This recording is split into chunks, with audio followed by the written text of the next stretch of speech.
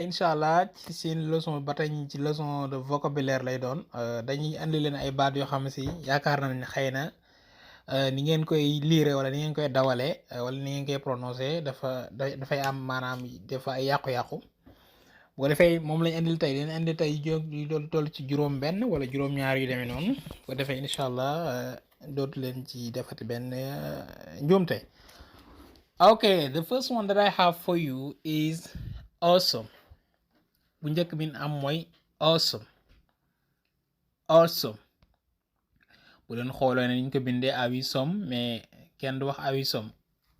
ok boobaa ñu ngi koy dawale ñu ngi koy prononcer awesome mooy loo xam ne si lu yéeme daal boo gisee benn mbir bu yéeme bu étonnant quelque chose qui est génial. ok man nga ne that is awesome.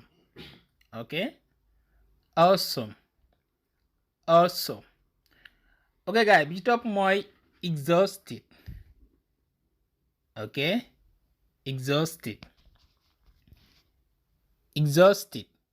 exhausted ak mooy ku sonn lool quoi sonn maanaam dañuy wax naan dagg la ci wolof daal exhausted. mooy so tired wala nga wax na I am so tired wala I am extremely tired. You can say I am exhausted. mooy dama sonn lool exhausted. ok ñetteel bi ci am mooy sauce.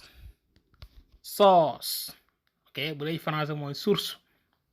ok waaye ñu koy lire sauce donc r bi kon kenn du ko liraale the r is silent. ok sauce you can say source of life. source de vie. sauce. The next one we have for you is to sign. mooy nag moom mooy signer maanaam daal. ok signer lu mel ne signer contrat wala signer benn document anglais ñu koy prononcer mooy sign kenn du wax signer am na gars yi prononce signe. ok sign to sign. You can say I want to sign a contract. dama bëgg signer benn contrat. ok to sign. bi ci topp mooy determination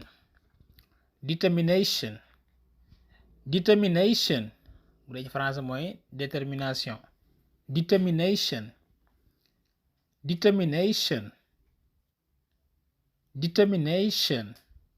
okay you must have a lot of determination. ok bi ci topp mooy comfortable bii nag xaw naa jafe mais nag bu leen ci topp rek bu yàggee da ngeen ko mën incha allah. comfortable bu dee ci France mooy confortable. comfortable am no fly daal maanaam ci wolof. comfortable.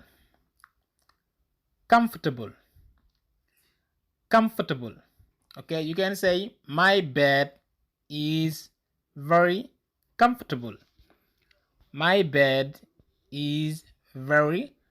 comfortable. mooy sama lal bi daal dafa nooy lool maanaam daal dafa confortable. ok comfortable. ok ngeeraw ci njëlbeen ga. ok awesome. ok just repeat after me. ok awesome.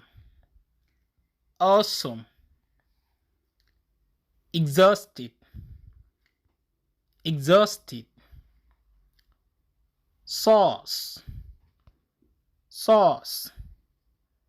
sign. determination. comfortable.